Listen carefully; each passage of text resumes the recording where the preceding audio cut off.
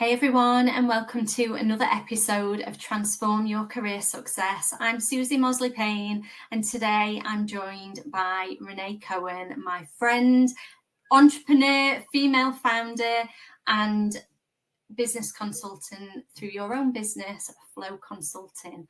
Hey Renee, thank you for joining me. Hi, thank you for having me. So excited to be here. Oh, I'm really excited that you've joined me today because we've picked an incredible topic. So what we said we were going to cover is life's challenges that get thrown at you from every direction and how you can turn those into opportunities for growth and for your future, to build on for your future success, as well as many other things that we'll lead on to. But yeah, so Renee, you've got a really powerful story in that you started your own business very young. Do you want to tell us about that and the journey that you've been on? And then let's delve into how some of the challenges along the way have really helped give you the lessons and help you build on your future success and laid those foundations for you. Absolutely. So I love this topic. I think it's an amazing topic. I really feel strongly that the challenges and the things that we face in life, whether they be in your career or in your love life, relationships with family and friends, they really do all connect to one another. And there is a bigger picture at play. But if I look at myself for an example, I started my first company when I was about 19 or 20 years old. It was a software company. We were the first to be doing this certain type of technology at the time, and it was super exciting. I've been working since I was 14 years old, grew up in a household with an immigrant parent, and it was all about learning to be self-sufficient and take care of yourself. So that was always like my narrative. So when I did this company at 20 years old, I knew nothing about it. And I think when we're younger, we don't necessarily think about the fear that's attached to it. And you just jump in head first, which I think is like the benefit to being younger. But I did it and I had the most amazing experiences, but I also faced a lot of challenges. So one of the things was I went into Fortune 500 companies selling this technology, which was such a great experience. I got to meet really cool people at a really large billion-dollar companies that we know today. And it did really well. And then there was a turning point where other competitors out there started to make similar products and were infringing on our patents. And being a smaller company in this bigger pond, we were eaten by the bigger fish. And what ultimately ended up happening was we ended up in patent lawsuits. But that was, for me, such learning experience. Like I learned so much throughout that entire process about what value I can add to things, why I had the life experiences and childhood experiences that I did. I also had experiences where I was around substance abuse and things like that. So it made me who I am. But I think it's super important for all of us to change our perspective about the things that we deal with in our lives. And instead of looking at it like, why is this happening to me? It should be, why is this happening for me? And if you look back today, which you will in 10 years from now when you get to another place in your life, you can see really how the pieces connect to one another. And so you can choose to go through that journey with a very difficult outlook and thinking, why me? Which is going to make it harder. You can say, why is this for me? And you can make it an easier transition. Yeah, I love all of what you said. I'm a strong believer as well. Before we hit record, we were talking about this, but I'm a massive believer that throwing yourself out of your comfort zone and getting those lessons and that growth, at the time it feels really challenging and you're pushing through fear and you're learning new things, and it's very hard, particularly if you're in an environment where you're dealing with a lot of ambiguity and there's not clarity there. But it's that really forges the way for your future success, and it sets the foundations of everything. The sooner you can blast through different experiences, I agree with you, that growth and having your own business and going on that entrepreneurial journey, it's a roller coaster ride, isn't it, of highs and lows. And in the low points is where the biggest lessons get learned. I mean, there's so much growth opportunity. It's the biggest personal development journey that you could ever have, running your own business. And it's just absolutely incredible. So I'm a huge advocate of throwing yourself outside of your comfort zone at every opportunity. I love it. I agree. I think there are a lot of books and studies that show that when people pass, a lot of times when they're asked what do they regret most in their life, I think one of those things is obviously spending time with more family, but the other thing is not having taken the risks and doing the things that they always wanted to do. I know it's super scary for us to think about, what if I step into this new position or I start this new business? But at the end of the day, energy is never really lost. You can put so much time and energy into something and it may likely fail, right? But the energy is not lost. It will shift into something else. We are in a world built upon energy, right? So maybe you might not see it come to fruition in one specific avenue, but it will happen somewhere else. And so you just got to keep putting yourself out there. And a lot of people fail multiple times. If you look at me, that business, and this is something that I've shared with you, is we ended up in a patent case, and this was several years ago. It could have been like $100 million. And at the end of the day, we made decisions based on fear and not wanting to go outside of our comfort zone. So we ended up in much lesser of a situation, that when we ended up in a future case, my biggest thing, and the one thing I try to do every day is think about, I know I need to do something and I want to do something, and I know it's for the benefit of myself and my business and my family. And if I have fear, I stop and I say, okay, is this real fear? Is my life in danger? Excuse me. Is something going to happen to me? Like, really? And if not, then I use that as an indicator of that is actually the place that I have to go. Because if you shy away from that, I think just fear is a misinterpreted emotion. We automatically think of it as a negative thing, when really it's, if you're thinking of a navigation or a compass, it's just showing you where you really need to go. Yeah, I'm a big believer in that as well. And it's a skill, isn't it? That it's a muscle, I think, that you need to develop over time, really pushing into that fear and feeling into it. Like you say, if your life's in danger, that's a totally different thing. And that's not what we're talking about here. But when it comes to making a decision in your career, being able to take the leap and push through that fear, what's on the other side of it could be transformative. As you say, we just live in a world with so much information, right? Like, you've got YouTube and Instagram and all these, courses that you can take online. Like, just know that if you don't know how to do something, just educate yourself in that way on how to do it and just try. There's no harm in just trying. There's calculated risk that we take, right? Like, how can you still make sure you have some sort of an income and a steady income while you're taking a risk, especially if you have a family? But as you're younger, it's just jump right in, right? Like, at the end of the day, you don't want to have regret. Yeah, I totally agree. I think there's a lot to be said for being able to reframe your mindset and have that growth mindset, and looking at things as an opportunity can help you step through fear and move forward and make some risky decisions. And I think the thing that's always helped me is when I'm facing a risk-based decision, I always think, what's the worst that can happen? And can I settle with that? Can I accept the worst case of this?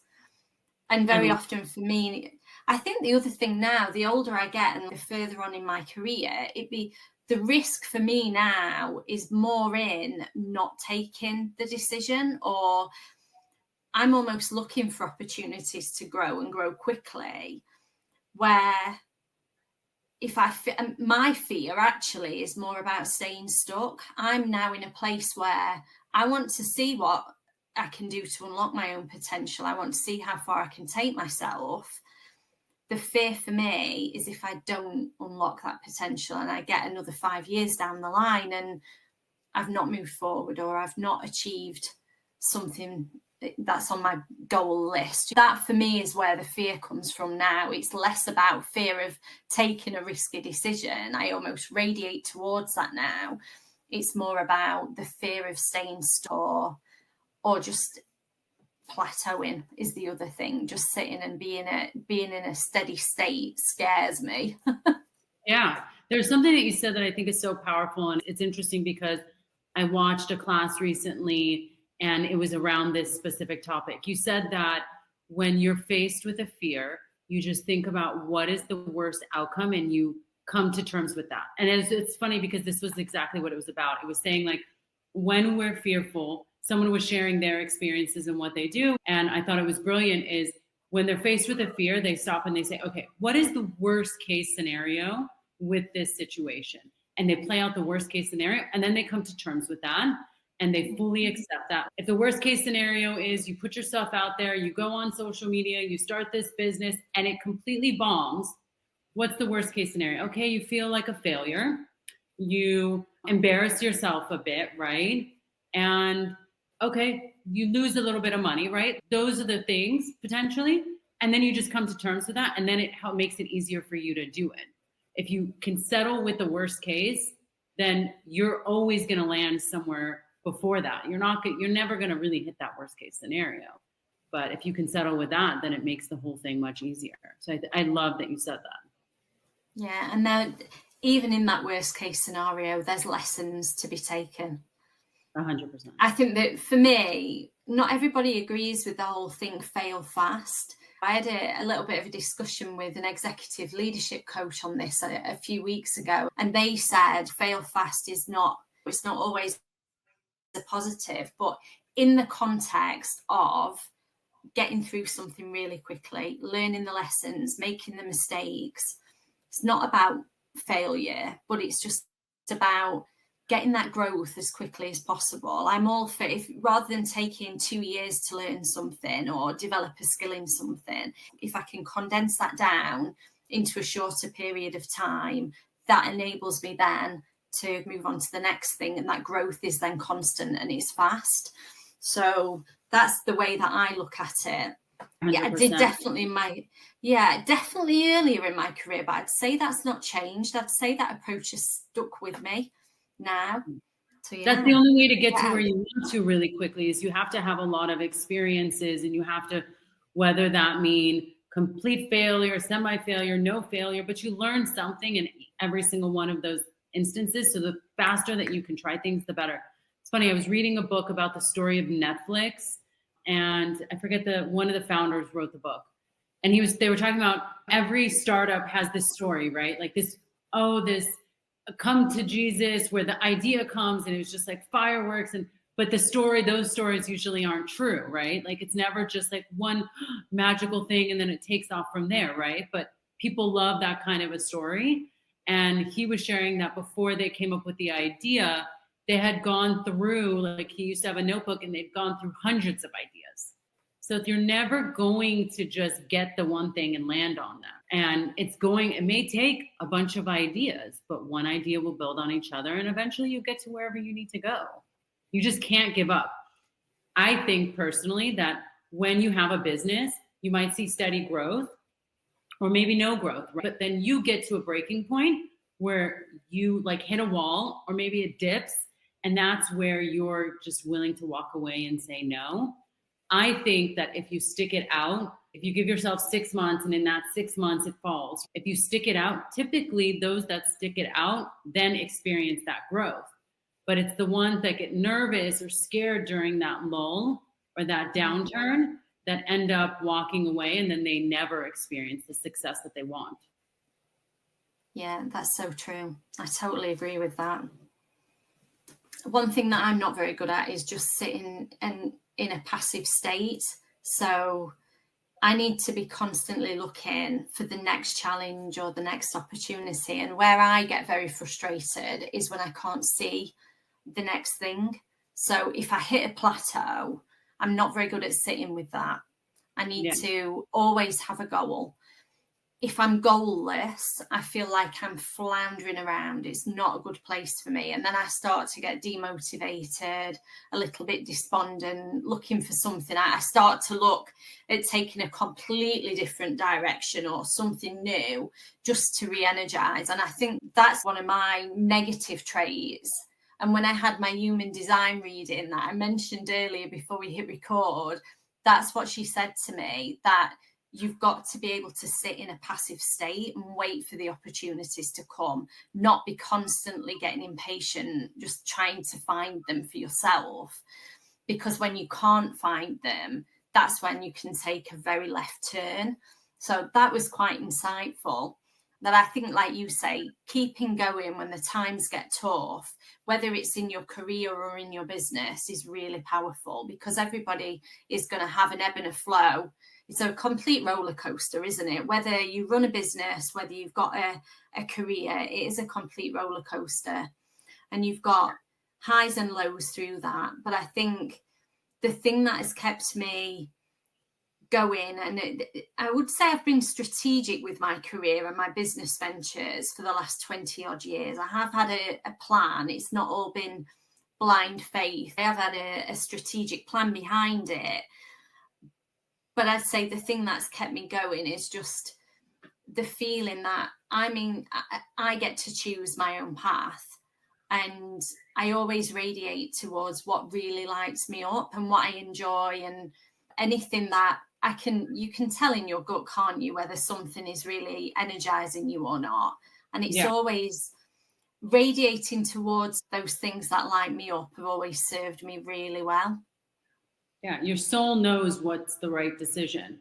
And I'm very much like you. I know we always talk about how we have so many similarities in our personality, but I'm very much like you, where if something isn't moving forward, or I don't know, and I get stuck, right? Like, I have a hard time sitting in that lull. And I've learned that I too also have to learn to sit in it. There's this saying, and I think I've heard this in relationships, but I also think it applies to business, right? People always think like the grass is greener on the other side.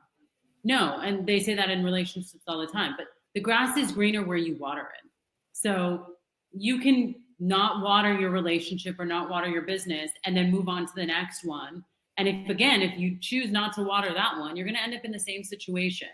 So same thing, I think, applies to business. It's not an easy practice. It takes hard work, and you have to constantly remind yourself. And that's where I think it's super important to surround yourself with a mentor, a coach, classes, whatever it is, because it's so easy for us to forget these things. Like, having this conversation with you is super helpful to me, because it reminds me. And when I go back into my day and my week, I'm going to have remembered this conversation. It's going to stick with me. And next time I hit a challenge, I'm going to remember, oh, Susie and I just spoke about this. I have to remember that I need to water this area, right?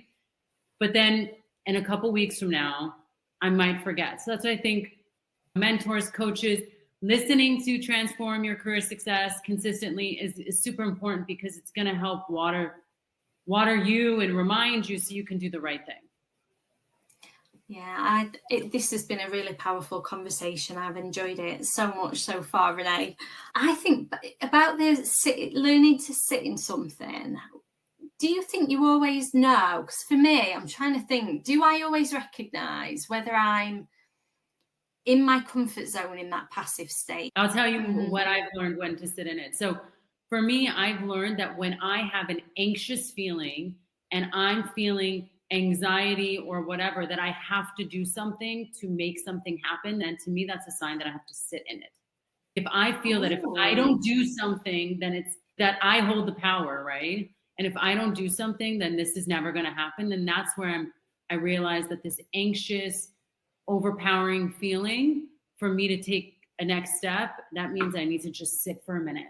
When I've calmed down and my energy is calm, then I can take that step. But if I'm taking a step in a negative energy and in a very frantic way, it's not going to yield a result, right? So that's why I've learned to do that. That's really powerful. I will try that, because for me, sitting in that passive state reminds me of sitting in my comfort zone. So then I get desperate to get out of it. So I need to feel into what you've just said then and see that franticness that's coming up, because I'm exactly the same. There's like a franticness. I've got to get out of this. I've got to do something. It's almost like looking to grab onto whatever it is just to do something, rather than it being the right next step or the right thing to grab onto. So I'll try that. Thank you.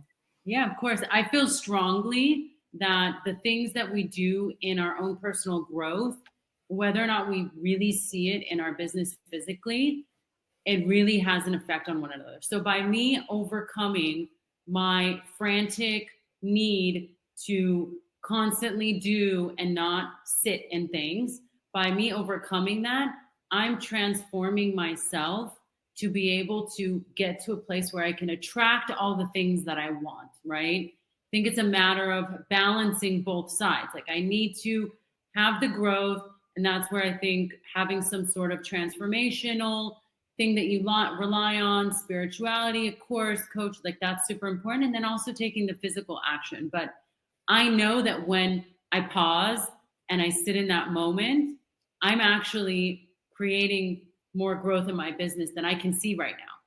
But that gives me the opportunity that muscle that I've built, that when my company gets to where I want it to be, right? Let's say your goal is $10 million. The amount of stress that you're going to have at a $10 million business than you're going to have at a $1 million business is going to be 10 times as much, which means you're going to have the resilience to withstand 10 times as much anxiety. So you have to learn to deal with that now. That is so incredible. That's really good advice. I don't actually think I have ever sat and paused. Whenever I felt that frantic need to take action and move on, I've always taken the action because I've always felt like it was a way to take control of the situation, get out of the feeling of not having a goal or whatever it is. I was always trying. I always thought it was the right thing to just keep moving forward. But it's an interesting perspective that you share. I'm going to try that because I'm thinking now, have I ever taken a pause and just sat in that state and tried to be passive? And I think the answer is no. And it is interesting because I do think if I had have done, maybe I'd have taken some quite different decisions that were less gut-based reactions and a little bit more, not well thought out, because I do think my decisions well, but just if I'd have taken a little bit more time over them, different opportunities may have presented themselves. Yeah. So interesting. And we are very similar. So I'm definitely going to take your advice, and I will try that the next time that I'm faced with that situation, because it is quite common, isn't it? We get in that space quite a lot. So I'm going to remember this conversation. When I started to pause, it was 1 minute. And then that was like what I could do. And then slowly you're able to expand that period of time. Now, let's say I have a client and we're having a disagreement or something. I don't immediately react to that. I will pause for even 2 days and then I will address it. But if I'm coming from a place of fear, insecurity, lack, like it's not going to serve anybody. And I have this theory that when you try to change something, right, at first you try to change it, you're not aware that it's something you need to change. That's the first step of it. The next phase of it is you become aware of it, but you don't have control. Then you realize after the fact you've made the mistake, but you're seeing more of the patterns after you've already made the mistake, which is great. That shows growth, right? Then maybe that time when you find that it's happening, it shortens and you're noticing it closer and closer to when it's happening. Then ultimately you're making the mistake, but you're able to stop yourself in the midst of the mistake. And then that ultimately moves to you stopping before the mistake, right? So it's like the pausing thing is something I still practice today, and it takes me so much time. I've been doing it for 5 years. I'm getting better at it, but it's still a constant growth. So just know that it's a work in progress, right? You're not going to master it right away, but sitting in it is super important. That's such good advice. Reframing the way that you look at things. I've really enjoyed this topic. I think we've covered so much. The fear piece, the feeling like you've got to move quickly, the reframing, the whole thing is just so helpful. And it just all together fosters that mindset of abundance, of success, of high performance. It's so powerful. Thank you, Renee, for sharing your perspective on that. I'm sure the listeners will get massive value from everything that you've said. And I've loved speaking with you. I'll have to do another one of these interviews because we said we were going to cover leadership and we never got round to it. So I'd love to get your perspective on on leadership and different leadership styles. But thank you so much. It's been incredible. I just want to say, I love talking to you. I think you're an amazing person. And I love what you're doing with Transform Your Career Success. I think it's amazing. I think so many people are going to get value out of it. And I really appreciate that you had me on. And I would love to talk to you anytime. It's so great talking to you. Thank you so much for saying that. I usually appreciate it. But yes, we'll do a follow-up, definitely. Great. We will. For everybody listening and watching, thank you. It's been a great episode to talk to Renee. I hope you've got massive value from it, and I hope you have a great week, everyone. And thank you again, Renee. Thank you.